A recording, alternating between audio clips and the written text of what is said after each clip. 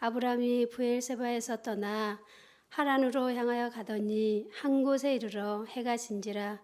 거기서 유숙하려고 그곳에 한 돌을 가져다가 베개로 삼고 거기 누워 자더니 꿈에 본즉 사닥다리가 땅 위에 서 있는데 그 꼭대기가 하늘에 닿았고, 또 본즉 하나님의 사자들이 그 위에서 오르락 내리락 하고, 또 본즉 여호와께서 그 위에 서서 이르시되 나는 여호와니 너의 조부 아브라함의 하나님이요 이삭의 하나님이라. 내가 누워 있는 땅을 내가 너와 내 자손에게 주리니 내 자손이 땅의 티끌같이 되어 내가 서쪽과 동쪽과 북쪽과 남쪽으로 퍼져 나가지며 땅의 모든 족속이 너와 내 자손으로 말미암아 복을 받으리라. 내가 너와 함께 있어 내가 어디로 가든지 너를 지키며 너를 이끌어 이 땅으로 돌아오게 할지라. 내가 내게 허락한 것을 다 이루기까지 너를 떠나지 아니하리라 하신지라. 아멘. 오늘 말씀 다시 한번 15절 말씀만 다시 한번 읽어보도록 하시겠습니다. 15절. 내가 너와 함께 있어 내가 어디로 가든지 너를 지키며 너를 이끌어 이 땅으로 돌아오게 할지라. 내가 내게 허락한 것을 다 이루기까지 너를 떠나지 아니하리라. 아멘. 오늘 말씀 제목이 무엇인가요? 지금까지 나를 버티게 하는 힘은 무엇인가? 2025년도에 나를 버티고 내가 지금까지 오게 한 힘이 대체 무엇인가에 관계된 말씀입니다. 사람들이 물었습니다. 뭐라고 물었냐면요. 2025년 어떻게 살았습니까? 했더니 아이들은 그렇게 얘기했어요. 딱 한 단어로 뭐라고 했을까요? 그냥 살았답니다. 또 얘기합니다. 대충 살았대요. 대충. 그래서 제가 여야에게 물었습니다. 충청도 사람들하고 전라도 사람들하고 경상도 사람들은 대충 산다는 걸 어떻게 하냐라고 물었더니 그렇게 대답했습니다. 우리 전라도 사람은 어떻게 얘기했냐면요. 제가 적어왔어요. 그냥 대충 뭐라고 했을까요? 살았단께 해서 전라도 사람. 충청도 사람은 어떻게 했을까요? 충청도 사람. 그냥 대충 살았지 유 하면 되는 것 같아요. 살았지 유 그래 갑니다. 경상도 사람은 어떻게 한 줄 압니까? 경상도 버전은 두 가지가 나오더라고요. 대충 살았다. 이가 그러더라고요. 대충 살았대이 그렇게 얘기했더라고요. 아이들은 그렇게 대충이라든가 또 그냥이라든가 적당히 둘러붙일 수 있습니다만 그럼 우리 믿음의 사람들은 그렇게 대답할 수가 없답니다. 믿음의 사람들은 꼭 확인할 것이 있답니다. 세 가지를 꼭 확인하도록 하십시오. 2025년도를 잘 살았는가를 한번 생각해 보라고요. 잘 살았는가? 그리고 또 한 가지 후회는 없었는가를 한번 살펴보고 그리고 또 한 가지는 내 인생은 지금 어디쯤 와 있는가를 한번 살펴보라고요. 제가 우리 아이들에게 그렇게 얘기했습니다. 앞으로 20년이 제 생명에 플러스 마이너스일 것 같아요. 20년 정도가. 그럼 지금 63이니까 나중에 어떻게 됩니까? 83이 되겠잖아요. 근데 그 정도 살더라고요. 그 정도. 그러니까 제 연한도 보니까 20년에서 만약에 100세라고 얘기하지만 그러나 장담할 수 없는 것인 것 같아요. 근데 감사한 건 뭐냐면 하루하루 지금까지 살아온 것 자체가 후반전인 줄 알았는데 이제 종착역으로 가고 있다는 생각을 해보니까요. 이제 나름대로의 천국에 대한 준비를 해야 되지 않겠느냐라는 그런 생각을 해봅니다.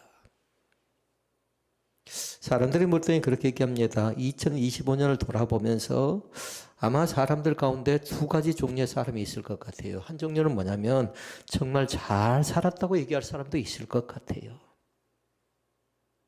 또 한 종류의 사람은 후회 하나 없이 지금까지 살아왔습니다라고 얘기하는 사람도 있을 것 같습니다. 그런데 이것이 쉽지는 않습니다. 정말 잘 살았다, 정말 후회 하나 없다 이렇게 얘기할 사람이 쉽지 않다는 겁니다. 가정을 신방하고요, 가정을 상담하고 많은 사람을 만날 때에 2025년도에 대해서 그렇게 얘기했습니다. 두 가지로 얘기했는데 하나는 버텼다, 하나는 견뎠다 그렇게 얘기한답니다. 지금까지 버텼대요. 그러면서 얘기합니다. 지금도 버티는 중입니다 라고 얘기한 사람들이 우리 가운데는 상당히 많이 있다라는 겁니다. 또 살펴보니까 그럽니다. 인생을 보니까 가정을 살펴보고 또 여러 가지 직장을 살펴볼 때 이게 내 인생을 포기하지 않는 것만 해도 다행이다라고 얘기한 사람도 있답니다. 가끔씩 TV를 보고요. 가끔씩 휴먼스토리를 보면 거기서 그렇게 얘기합니다. 실패하고 좌절할 때 포기하고 싶은 생각이 한두 번이 아니었답니다. 20대 사장에 관계된 얘기를 제가 휴먼스토리를 통해서 상당히 많이 봅니다. 20대죠? 20대 사장님들이 굉장히 열심히 살더라고요. 굉장히. 근데 그들이 자기가 가진 걸 다 잃어버렸을 때 그 아픔은요, 무지무지 많이 컸답니다. 그래서 인생을 포기할까도 생각했는데 엄마가 생각나고 아빠가 생각나고 자기 가족이 생각나더랍니다. 그래서 포기하지 않고 견디고 버티고 버텼더니 그래도 여기까지 왔습니다 라고 얘기합니다. 믿음 있는 사람은 뭐라고 하는 줄 아십니까? 내가 그래도 어려워도 힘들어도 고통스러워도 무너지지 않고 여기까지 온 것이 믿음 있는 사람은 뭐라고 했을까요? 은혜입니다라는 겁니다. 이제 답을 찾아내요. 답을. 문제는 제목이었어요.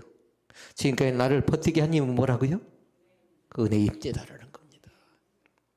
내가 무너지지 않고 내가 포기하지 않고 내가 절망하지 않고 내가 낙담하지 않고 지금까지 버틸 수 있었던 것은 여기까지 온 것 자체가 하나님의 특별한 은혜인 것을 날마다 기억할 수 있기를 바랍니다. 저도 말씀을 준비하면서 다른 찬양 틀어놓지 않았어요. 은혜에 관계된 찬양을 계속 틀어놨습니다. 은혜에 관계된 찬양을. 처음에는 2025년 뒤돌아보니까요, 상당히 많이 힘들었더라고요. 많이 어려웠더라고요. 쉽지 않은 한 해였더라고요. 병원 처리를 보니까요, 그렇게 많이 병원 치료를 하지 않았어요. 그런데 보니까요, 영적으로 보니까 데미지를 상당히 많이 입었던 기간이 2025년도였던 것 같아요. 그래서 말씀 제목을 그렇게 정했습니다. 나를 여기서 버티게 한 힘은 무엇인가? 꼭 이 말씀을요, 한번 여러분이 적어 놓으시고 한번 자문자마다 펴보실 수 있기를 바랍니다. 나를 버티게 하고 나를 무너지지 않고 나를 이곳까지 인도한 것이, 물론 우리는 은혜로 생각을 하고요, 감사로 생각을 합니다만, 한번 여러분 스스로 한번 잘 기록하고 메모하고 살펴볼 수 있기를 바랍니다.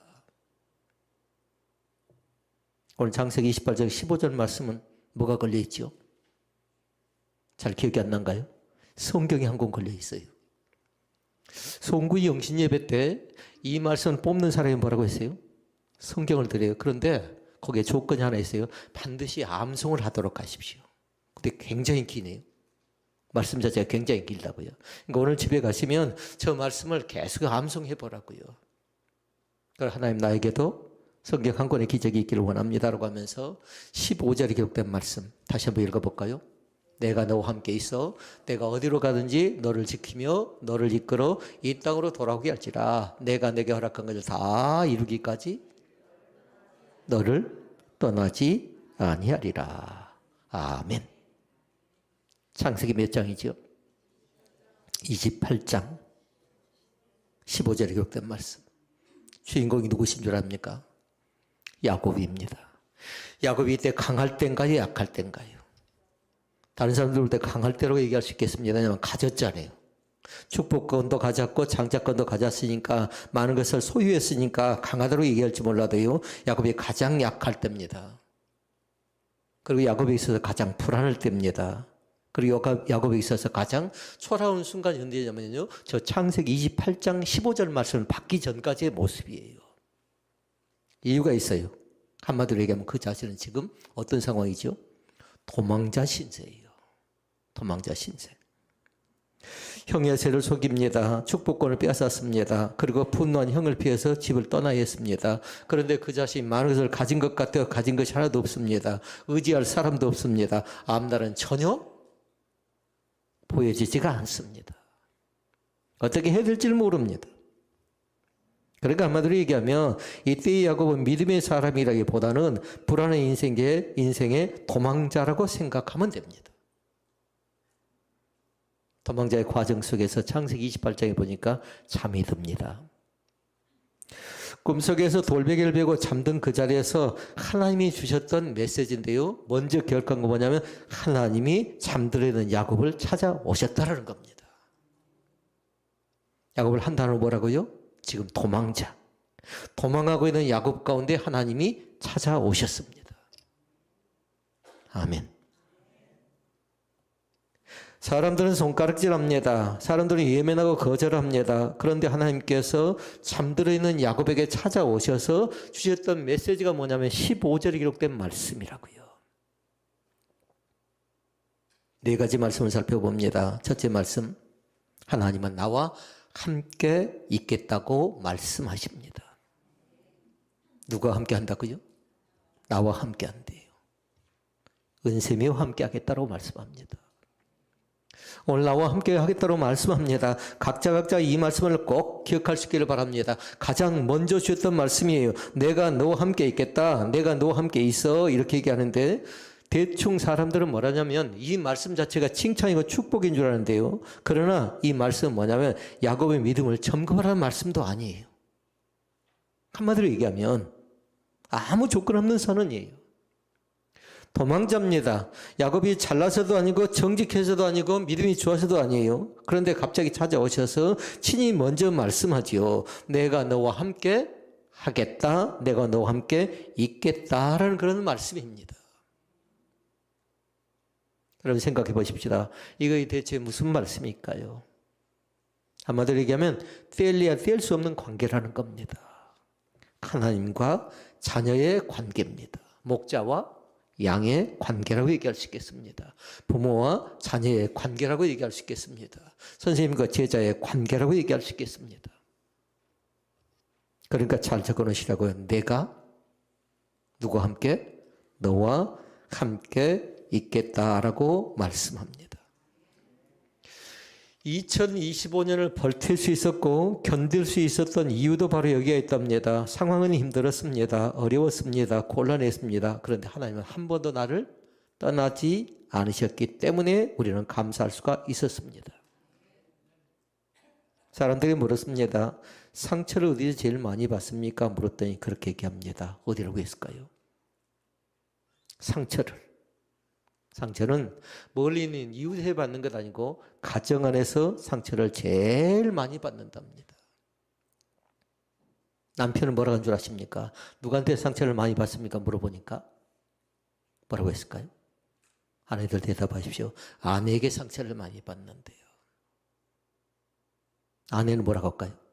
아내는 남편에게 상처를 많이 받는답니다. 자녀에게 물어보니까 자녀는 전혀 생각하지 않는데 부모에게 상처를 제일 많이 받는답니다. 부부간에 상처가 많이 있었는데요. 부부간의 가정을 보니까 그렇게 얘기합니다. 상처가 있다 보니까 부부간의 관계가 단절되다 보니까 제일 먼저 나타나는 반응은 뭐냐면 대화가 줄어들었답니다. 대화가. 그리고 나타나는 반응이 있습니다. 마음의 문을 닫아버린 자녀들이 부모가 대화가 줄어들다 보니까 마음의 문을 닫은 자녀들의 모습이 보여집니다. 그때부터 남편은 남편대로 아내는 아내대로 자녀는 자녀대로 혼자 감당해야 할 책임들이 있답니다. 이들은 한결같이 얘기합니다. 뭐라고 얘기하냐면 내가 얼마나 더 잘해야 되냐고. 그러면서 얘기합니다. 내가 얼마나 더 참아야 하냐고. 지금까지 참았고 지금까지 견뎠고 지금까지 잘했다고 했는데 지금까지 잘 버텼다고 했는데 이제 나도 한계라는 겁니다. 이제 가정을 떠나겠다고 합니다. 교회로 얘기하면 어떨까요? 이제 교회를 떠나겠다고 얘기합니다. 이 나라의 이 민족이 보기가 싫으니까 이 나라를 떠나서 다른 나라에 살고 싶다고 얘기합니다. 이것이 우리의 모습입니다. 다시 묻습니다. 야곱 어떤 사람? 도망자. 조건도 없습니다. 뭔가 야곱에게 어떤 다른 걸 찾아내지 않습니다. 믿음이 있는가 없는가, 너는 잘했는가 못했는가 따지지 않고 주님께서 우리 가운데 주셨던 말씀 뭐라고요? 내가 너와 함께 하겠다라는 메시지입니다. 그 사실을 믿을 수 있기를 바랍니다. 나 같은 사람에도 찾아오셔서 연약하고 모자란 나에게도 찾아오셔서 하나님께서 주셨던 메시지는 다른 것 아니라 내가 너와 함께 하겠다라는 귀한 말씀을 우리가 생명의 말씀으로 받아들이는 귀한 은혜가 우리 가운데 있어지기를 원합니다. 둘째 말씀입니다. 둘째 말씀은 이어서 주시는 말씀인데요. 그렇게 말씀합니다. 어디를 가든지 나를 지키겠다고 말씀합니다. 어디로 가든지 너를 지킬 뿐만 아니라 내가 어디로 가든지 너를 지켜주겠다 하고 얘기하는데 함께 하겠다고 하면서 너를 지켜주겠다는 말씀이 두 번째 나옵니다. 야곱은 지금 길을 모른다고요. 어디를 가야 될지. 그러니까 갈 곳 없으니까 어디로 가죠? 외삼촌 라반의 집으로 갑니다. 만약에 하나님께서 그 자신의 길을 가르쳐 줬다면 그 길을 찾아가면 됐는데요. 하나님께 길을 가르쳐 주지 않습니다. 얼만큼 가야 될지, 어디로 가야 될지, 어디서 멈춰야 될지, 언제 다시 돌아올지 아무것도 모르는 그런 상태입니다. 지금은 따지면 여행을 가려면 뭐가 필요한가요? 여행을 가려면 먼저 지도를 보잖아요. 내비게이션을 보잖아요. 아, 대충 이런 곳이구나 알 수 있는데 그래 야곱은 그것을 알지 못합니다. 그런데 감사하게도 누가 누구에게 하나님이 야곱에게 주셨던 말씀 뭐냐면 어디를 가든지 간에 너를 지켜주겠다라는 약속의 메시지입니다. 2025년을 살면서도 우리도 그랬습니다. 미래는 불안합니다. 미래가 불안했습니다. 계획은 자주 흐트러졌습니다. 예상하지 못한 일들이 계속적으로 반복합니다. 그러니까 그래도 하나님께서 우리 자신들을 지켜주었기 때문에 이 자리까지 온 줄로 믿습니다. 우리 건강 문제로 얼마나 힘들었습니까? 제가 병원 가면 늘 생각하는 거 있습니다. 대기하고 있는 사람들을 봅니다. 대기하고 있는 사람들. 진리를 받기 위해서 대기하는 사람도 있고요.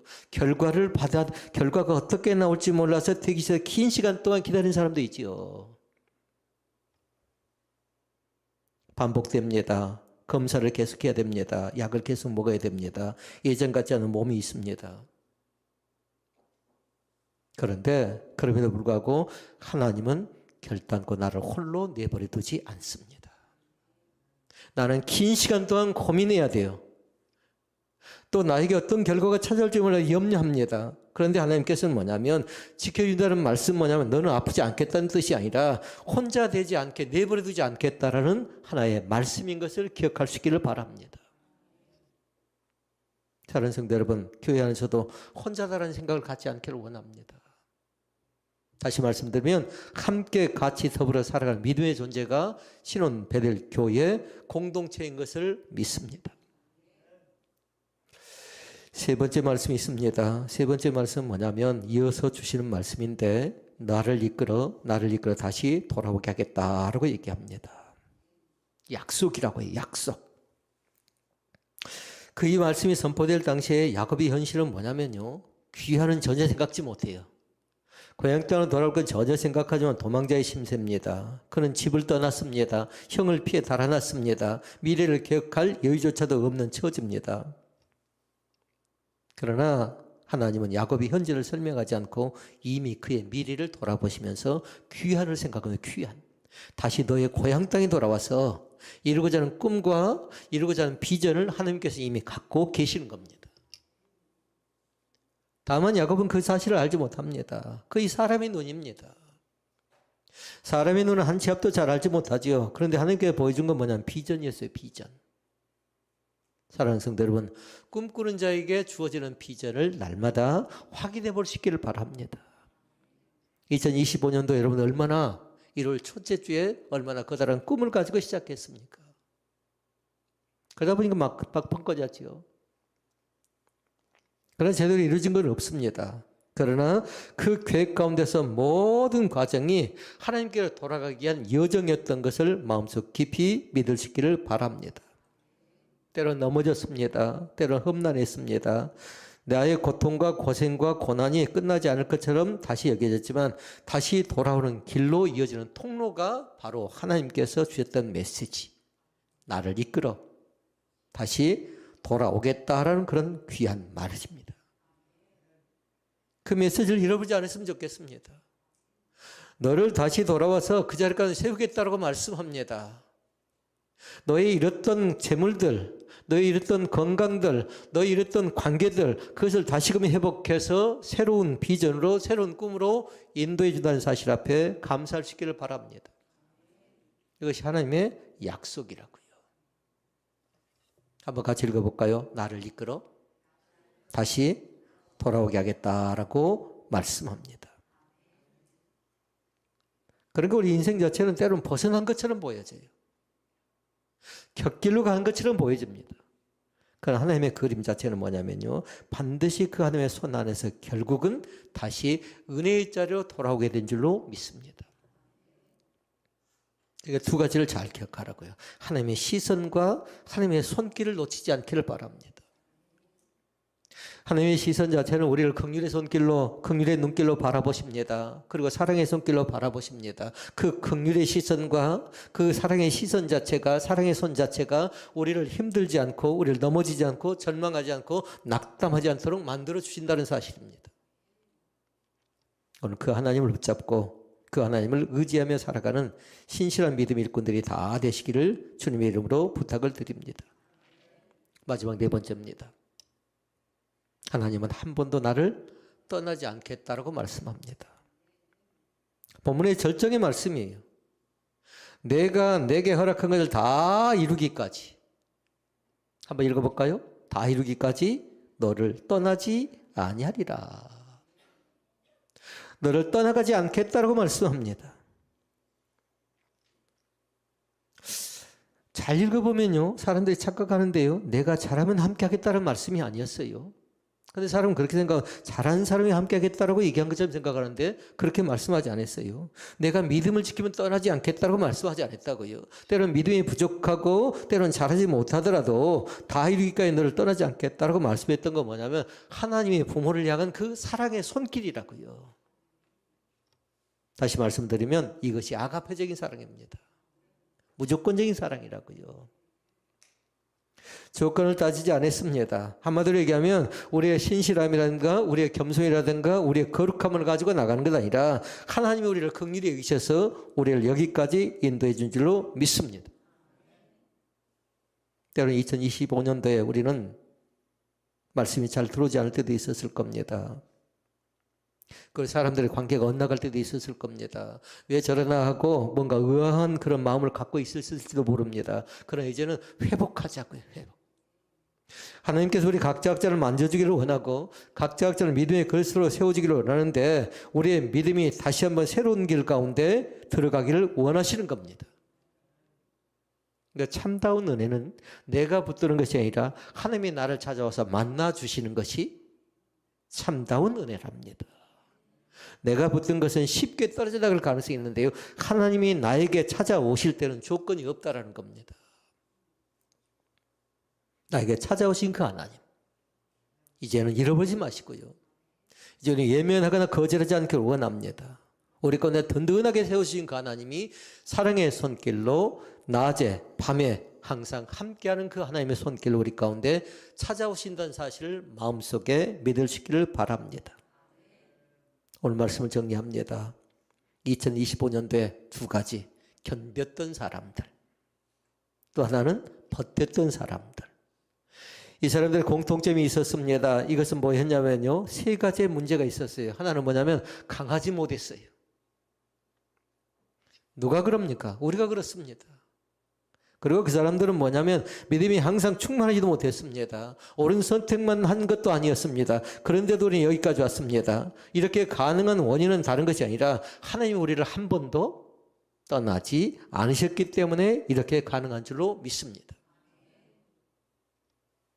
2025년도를 하나님께 그렇게 우리 자신들을 세워주셨습니다. 그러면 몇 날이 지나면 2026년도잖아요. 그럼 어떨 것 같습니까? 2026년도는 좀 쉬울 것 같습니까? 더 어렵지는 않을까요? 그런 사랑하는 성도 여러분, 너무 낙담하지 않기를 원합니다. 너무 절망적이지 않기를 원합니다. 하나님께 그 어려운 고통과 고비와 고난 속에서도 항상 우리 가운데 함께 하시는 그 하나님은 우리를 돌봐주실 그 마음의 준비를 항상 하고 계십니다. 여전히 함께할 그 사실을 마음속에 고백할 수 있기를 바랍니다. 그러니까 한마디로 얘기하면 우리 하나님에 대한 설명은 다른 것 아니었어요. 2025년도와 2026년도는 우리가 항상 봤던 것 있습니다. 예배내실 하나님이, 그 다음에 뭐였을까요? 임마누엘 하나님 되시고, 그리고 2026년도는 하나님께서 여호와 일의 하나님으로 우리 가운데 찾아오시는 사실을 믿습니다.